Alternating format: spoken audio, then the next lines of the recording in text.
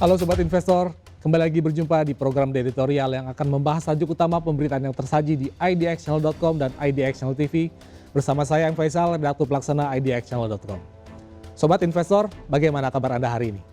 Bagaimana pula aktivitas investasi Anda di hari perdana kembali aktifnya pasar usai sepekan libur lebaran? Apakah sudah sesuai harapan atau masih ada target-target yang masih belum sempat tergenggam? Ya Sobat Investor, seiring dengan aktifnya kembali perdagangan di bursa saham domestik, salah satu sentimen yang masih tersedia dan menjadi tekanan pasar adalah kondisi geopolitik global yang masih juga terus memanas. Sebagaimana kita ketahui, bukannya semakin mereda, eskalasi perang antara Amerika Serikat dan Israel melawan Iran justru semakin meningkat. Terutama terkait penutupan akses Selat Hormuz oleh Iran yang terbukti berdampak besar terhadap gejolak harga minyak dunia. Hal ini tak lepas dari betapa strategisnya posisi selat tersebut dalam ekosistem perdagangan minyak mentah dunia, di mana hampir 20% dari total komoditas minyak yang diperdagangkan secara global harus melewati jalur tersebut untuk dapat terkirim ke negara sang pembeli. Karenanya dengan penutupan Selat Hormuz, maka praktis hampir tidak ada pasokan minyak yang berhasil dikirim, sehingga membuat banyak negara kalang kabut seiring dengan tidak terpenuhnya pasokan energi sesuai kebutuhan. Dan kondisi ini dialami dengan dampak yang jauh lebih berat lagi oleh masyarakat Kuba yang pada saat yang sama juga mengalami krisis energi seiring dengan dijatuhkannya embargo energi oleh AS ke negara yang berada di wilayah Kepulauan Karibia tersebut. Atas embargo yang dijatuhkan, AS pun secara resmi menghentikan pasokan minyak Kuba yang biasanya didapat dari Venezuela. Akibatnya sejak Senin 16 Maret 2026 kemarin, seluruh wilayah Kuba mengalami pemadaman listrik nasional akibat krisis bahan bakar minyak atau BBM, seiring terhentinya pasokan minyak dari Venezuela. Akibat kondisi ini, sedikitnya 10 juta warga Kuba terpaksa harus hidup dengan kondisi gelap gulita tanpa adanya pasokan listrik sama sekali. Kondisi ini juga menjadi titik terparah sejak embargo mulai diterapkan mulai 2024 lalu sebagai bentuk intervensi AS untuk menekan pemerintah Kuba yang dinilai AS sebagai ancaman nyata terhadap stabilitas politik dan kebebasan individu di kawasan Amerika Latin. Tak hanya menekan Kuba, pihak AS juga melarang seluruh pihak, baik negara maupun perusahaan-perusahaan swasta, untuk menyuplai kebutuhan bahan bakar ke Kuba dengan ancaman tarif dan sanksi ekonomi yang siap menanti. Dengan embargo yang dilakukan, warga Kuba kini harus membeli bensin untuk bahan bakar dengan harga mencapai $9 AS per liter atau setara dengan 150 ribuan rupiah per liter di pasar ilegal. Itu artinya untuk memunti satu tangki bensin mobil saja dibutuhkan uang sekitar lebih dari $300 AS atau sekitar 5,09 juta rupiah, di mana nilai tersebut bahkan lebih tinggi dibanding rata-rata penghasilan sebagian besar warga Kuba dalam satu tahun. Atas kondisi Kuba saat ini, Presiden AS Donald Trump pun berkoar bahwa saat ini pihaknya bisa melakukan apa saja untuk Kuba. Sebuah pernyataan untuk menegaskan bahwa pihak Kuba sama sekali tidak lagi memiliki nilai tawar di hadapan negeri paman Sam tersebut. Menurut Trump, AS bisa saja mengambil alih Kuba kapanpun dia mau. Namun sejauh ini belum dilakukan, lantaran Trump masih belum memutuskan apa yang perlu dilakukan oleh pihaknya.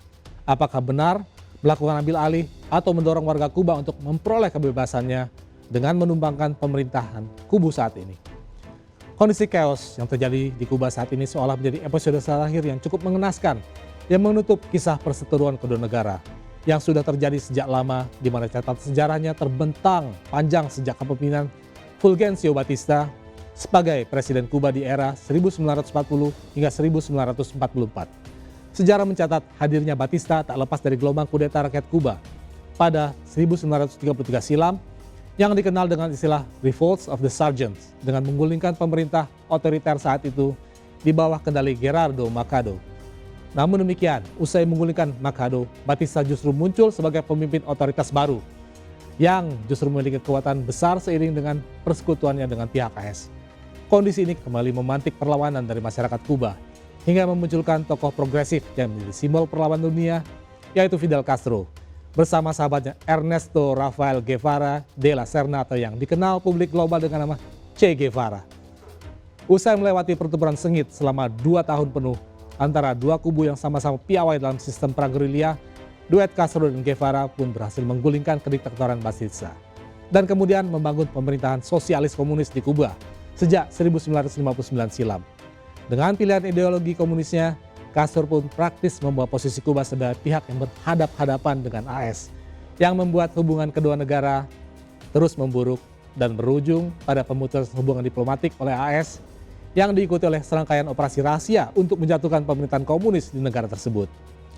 Tak cukup sampai di situ, AS terus berupaya melakukan pelemahan terhadap Kuba, terhadap sistem ekonomi dan politiknya, melalui serangkaian kebijakan embargo. Kondisi ini membuat perekonomian domestik Kuba memburuk hingga memantik program nasionalisasi aset perusahaan-perusahaan AS yang ada di Kuba sebagai bentuk balasan dari pemerintahan Fidel Castro. Sejak saat itu, relasi bilateral kedua negara terus memburuk dan berada di titik nadir sampai pada 17 Desember 2014 lalu, Presiden AS saat itu Barack Obama mencoba memperbaiki hubungan diplomatik kedua negara dengan merangkul Presiden kubu yang baru yaitu Raul Castro yang notabene merupakan anak dari Fidel Castro. Sejak saat itu, segala upaya perdamaian terus dilakukan, mulai dari pembukaan kedutaan besar AS di Havana, lalu dicabutnya larangan kunjungan warga AS ke Kuba, hingga pengurangan batasan remitansi antar kedua negara. Upaya perbaikan hubungan ini juga sekaligus mencatatkan nama Barack Obama sebagai Presiden AS pertama yang melakukan kunjungan ke Kuba dalam 88 tahun terakhir. Meski upaya perdamaian tersebut kembali mentah seiring dengan pergantian tampuk kepemimpinan AS ke Presiden Trump yang justru sejak 2024 terus memperketat kebijakan embargonya bagi Kuba. Jadi apakah ini merupakan akhir kisah dari perlawanan Kuba terhadap pemerintahan AS? Apakah epos besar dan megahnya perjuangan Fidel Castro dan Che Guevara yang selalu dikenang oleh publik dunia harus berakhir pada pengambil alihan wilayah Kuba oleh Trump? Demikian program di editorial edisi kali ini. Saya Faisal pamit undur diri. Pantau terus berita ekonomi, bisnis dan pasar modal hanya di IDX Channel TV, idxchannel.com dan media sosial IDX Channel. Sampai jumpa.